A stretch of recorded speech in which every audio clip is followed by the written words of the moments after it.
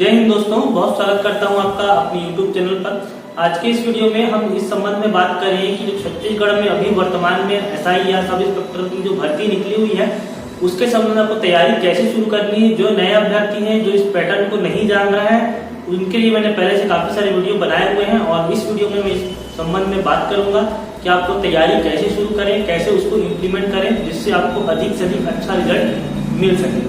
लेकिन उससे पहले एक अनुरोध करना चाहता हूं अपने मित्रों से, जो मित्र इसके लिए इंटरेस्टेड है, फॉर्म डालना चाहते हैं लेकिन अभी तक नहीं डाले हैं तो आप बिल्कुल भी देर मत करिए दोस्तों। 26 अक्टूबर की तारीख है आज जब मैं वीडियो रिकॉर्ड कर रहा हूं और 31 अक्टूबर लगभग 4 से 5 दिन का ही समय बचा है। लास्ट में सर्वर ही कुछ प्रॉब्लम होगी या कुछ पेमेंट नहीं होगा तो आप लोग बहुत मुश्किल में फंस जाएंगे। 5 से 6 साल बाद एक वैकेंसी आती है, इसको डेडिकेशन के साथ अच्छे से तैयारी करिए और निश्चित रूप से फॉर्म सबसे पहले डाल दीजिए, उसके बाद आप तैयारी करने बैठिए।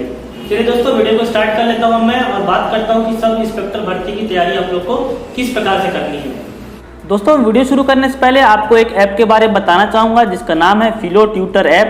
ये भारत का बहुत ही सुविधाजनक ऐप है जिसके जरिए आप महीने का 20,000 रुपये तक कमा सकते हैं और वो भी दिन के सिर्फ 4 घंटे खर्च करके।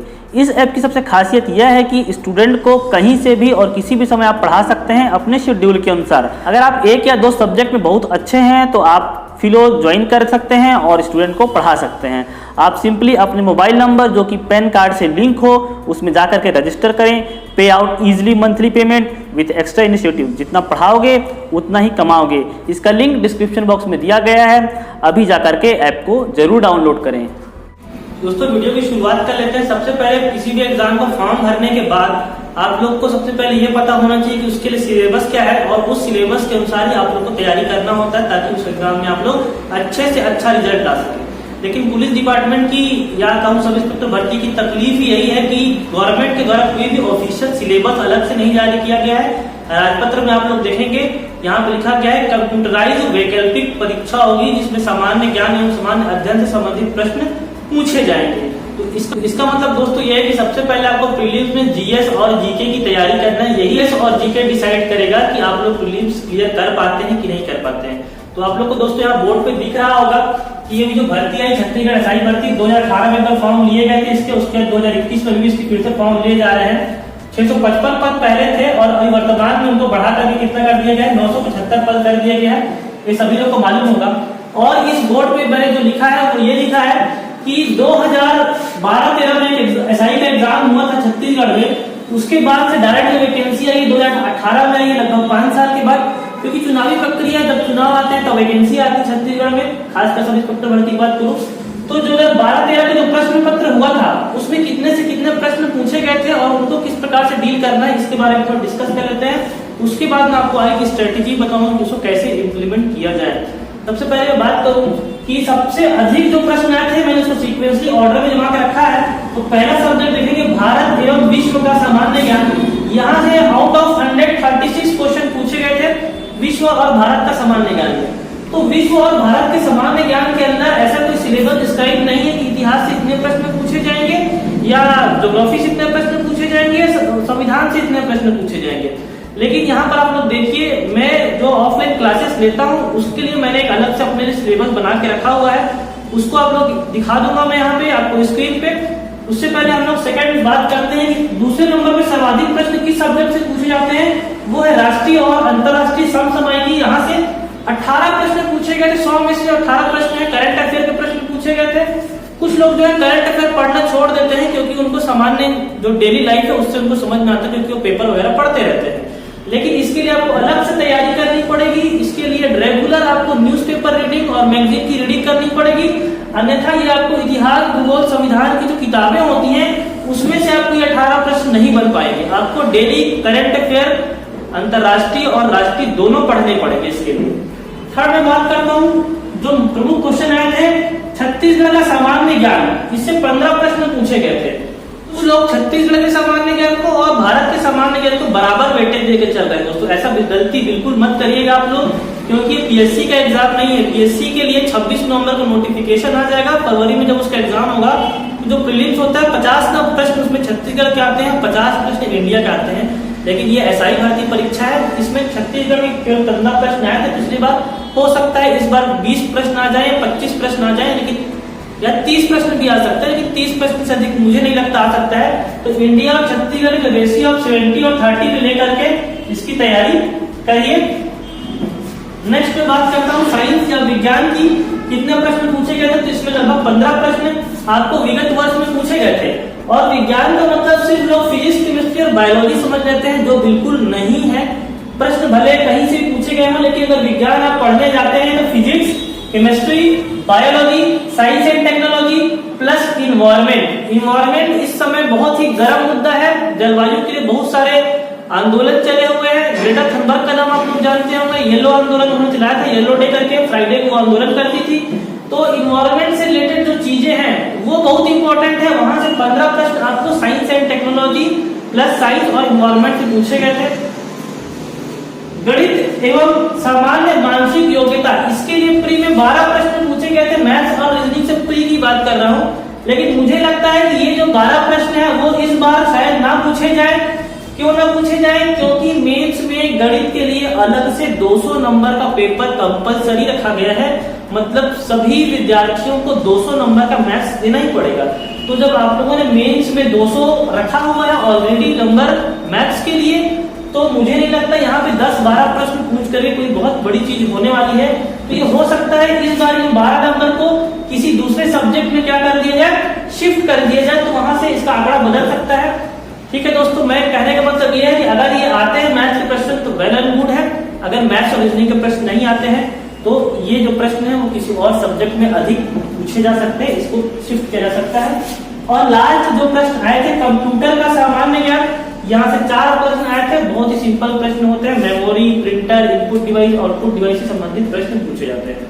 तो ये जो लास्ट ईयर जो पेपर हुआ था उसको मैंने डिस्क्राइब कर दिया। आप लोग चाहे तो इसका स्क्रीनशॉट लेकर के यहाँ से रख सकते हैं। अब स्क्रीनशॉट लेने के बाद ये सारी चीजें आपको समझ में आ गई हैं और प्रीलिम्स का लगभग यहाँ से आपको सिलेबस भी समझ में आ जाएगा। एक सिलेबस मैं आपको डिस्प्ले करता हूँ स्क्रीन पे, जो ऑफलाइन क्लासेस के दौरान हम लोग जिसको कवर कर रहे हैं उसको मैं दिखा देता हूँ लॉकडाउन स्टडी की तरफ से। यहाँ पे आप लोग देखिए, ये सिलेबस में भारत के इतिहास एवं भूगोल पढ़ना है, भारत की अर्थव्यवस्था, भारत का संविधान, ये 3-4 जो है प्रमुख सब्जेक्ट है। उसके बाद सामान्य विज्ञान, प्रौद्योगिकी एवं पर्यावरण, जो मैंने ये टॉपिक बताया साइंस वाला, इसको आपको पढ़ना है। और समसामयिक घटनाएं, करंट अफेयर, ये विज्ञान में मैं कंप्यूटर को भी शामिल कर लूंगा और समसामयिक पढ़ना ही है इसमें। और छत्तीसगढ़ का सिलेबस के बारे में डिस्क्राइब करूँ, छत्तीसगढ़ में आप लोग क्या क्या चीजें पढ़ेंगे। छत्तीसगढ़ का इतिहास एवं भूगोल, छत्तीसगढ़ की अर्थव्यवस्था, वन कृषि, छत्तीसगढ़ साहित्य संस्कृति, कला संस्कृति, इसमें सभी चीजें आ जाएंगी। संगीत के साथ जो जनजाति वगैरह वो इसमें शामिल हो जाएगा। छत्तीसगढ़ का उद्योग, ऊर्जा, जल, खनिज संसाधन, प्रशासनिक ढांचा एवं समसामयिक घटनाएं। प्रशासनिक ढांचा में आपको पंचायती राज, नगर निगम आ जाएगा और समसामयिक घटनाएं में छत्तीसगढ़ की योजनाएं आ जाएंगी। तो ये है आपका प्रीलिम्स का सिलेबस कहिए, प्रीलिम्स की रणनीति कहिए, या भी जो चीज आपको समझना है समझ लीजिए। इतना तो आपको समझ में आए कि पढ़ना क्या है। अब ये बात करते हैं कि कैसे पढ़ें, उसकी शुरुआत कैसे करें। तो दोस्तों जैसा कि मैंने बताया आपको कि लगभग 35 से 40% का अकेले भारत और विश्व का सामान्य ज्ञान का रेशियो है। तो आप लोग को सिर्फ सामान्य ज्ञान पढ़ना है और छत्तीसगढ़ का जो सामान्य ज्ञान है उसका रेशियो थोड़ा सा कम रहेगा, जहां से लेके नहीं चलना है। तो आप क्या करें, 70 और 40% में अपने समय को बांट लेंगे। 70% समय आप इंडिया का जीएस पढ़ेंगे और 40% समय है वो सीजी का जीएस पढ़ेंगे। जितने घंटे की आपकी स्टडी हो रही है वो आप लोग डिसाइड करिए, आप लोग कितने घंटे स्टडी कर रहे हैं। इंडिया का जीएस पढ़ेंगे 70% टाइम में और 40% टाइम में छत्तीसगढ़ का जीएस पढ़ेंगे। और ये जो जीएस पढ़ेंगे, और एक चीज आप लोग याद रखेंगे, यहाँ पे मैं अलग से बता देता हूँ, 1 घंटा डेली 1 आवर आपको क्या करना है, डेली करना है। करंट अफेयर पढ़ना है इंडिया का और 1 घंटा इंडिया एंड सीजी दोनों करेंगे। यहाँ पे 1 घंटा आपको डेली पढ़ना है। और maths and reasoning, maths and reasoning 1 घंटा मैथ्स और रीजनिंग की तैयारी करिए और 1 घंटा आपको करंट अफेयर डेली पढ़ना है। क्योंकि जो 18 प्रश्न है ये 20 हो सकते हैं, 25 भी हो सकते हैं। तो आपको 1 घंटा डेली करंट अफेयर पढ़ना है। और करंट अफेयर पिछले 1 साल का लेकर के चलिए, कंपटीशन बहुत टफ होने वाला है। लोग 3-4 साल से तैयारी कर रहे हैं, 5 साल के बाद पोस्ट आती है और 2 स्टार की पोस्ट है पुलिस डिपार्टमेंट में, इससे अधिक ऊंचे पद पे डायरेक्ट भर्ती नहीं होती है कि पीएससी के द्वारा आपको डीएसपी के पद लेना पड़ता है अगर इसके ऊपर डायरेक्ट आपको भर्ती लेनी है। तो कहने का मतलब ये है कि इंडिया जीएस और छत्तीसगढ़ जीएस आपको पढ़ना है। 1 घंटा आप क्या करिए, मैथ्स रीजनिंग पढ़िए और 1 घंटा करंट अफेयर भी पढ़ते चलिए।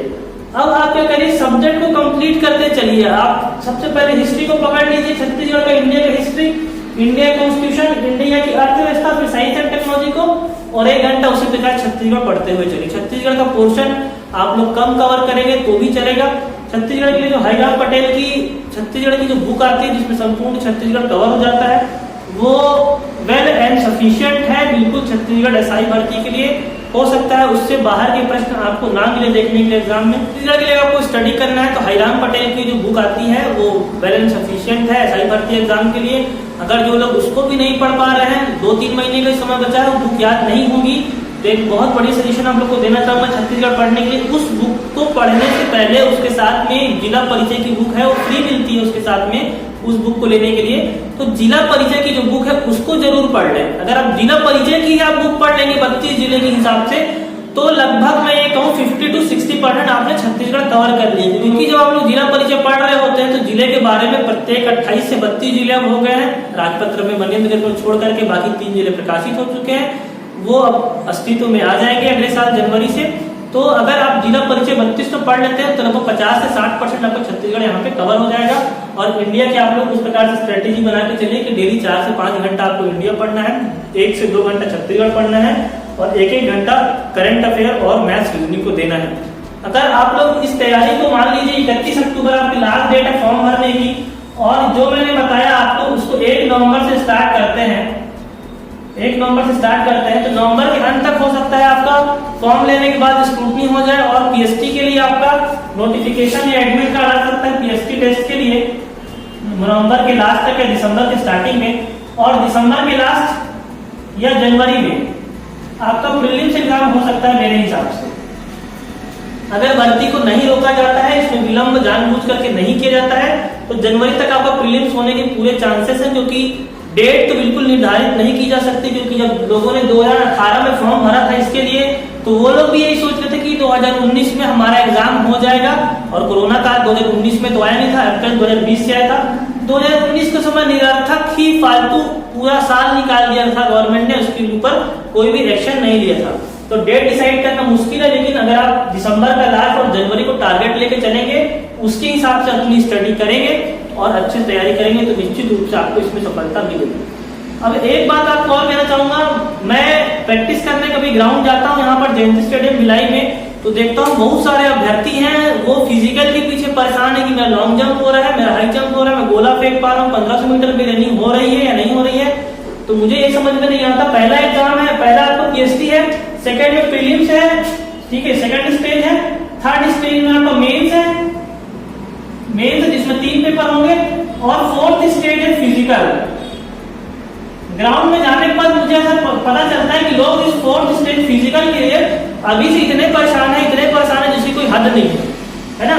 फिजिकल के लिए परेशान है, उनको ये दोनों की चिंता नहीं हो रही कि मेरा प्री कैसे निकलेगा और मेरा मेंस कैसे निकलेगा। मेंस में 3 पेपर देना है और प्री में कितने पेपर देना, प्री में तो 1 ही पेपर देना है, तो ये 4 पेपर मेरे कैसे निकलेंगे उसके बारे में लोगों को चिंता कम हो रही है। वो लोग फिजिकल के पीछे बहुत परेशान हो रहे हैं। तो सभी लोगों को पता होगा कि लगभग 20,000 लोग, कहाँ पे लिखूं मैं, यहाँ पे लिख देता हूं मैं, यहाँ पे देखिए लगभग 20,000 लोग, ये आंकड़ा इससे भी कम है, 19,000 से समथिंग कुछ है, इतने लोग ही मेंस देंगे। और इससे नीचे में करूं तो 4,800 लोग समथिंग पोस्ट का 5 गुना, इतने ही लोग फिजिकल देंगे। तो जो लोग फिजिकल के ऊपर परेशान हो रहे हैं, तो पहले लोग ये डिसाइड करें कि ओवरऑल छत्तीसगढ़ में जितने लोग एग्जाम दे रहे हैं सही भर्ती परीक्षा का, तो क्या उनमें से आप टॉप 4800 या 4500 में आप लोग आ सकते हैं। अगर इतने में आ सकते हैं तो आपको फिजिकल देना पड़ेगा। अगर आप इतने में ही जगह नहीं बना रहे हैं, सुबह शाम दौड़ करके अपना शरीर थका रहे हैं और आपकी स्टडी नहीं हो पा रही है, तो फिजिकल करने से कोई मतलब अभी नहीं है। लेकिन हाँ, जब आप लोग प्री का एग्जाम दे देंगे, तो प्री के एग्जाम देने से क्या होगा, आपका जीएस का पोर्शन पूरा कवर हो चुका रहेगा। मैथ्स आप लोग डेली 1 घंटे प्रैक्टिस करेंगे तो आपका थर्ड पेपर मैथ्स का वो भी कवर हो चुका रहेगा।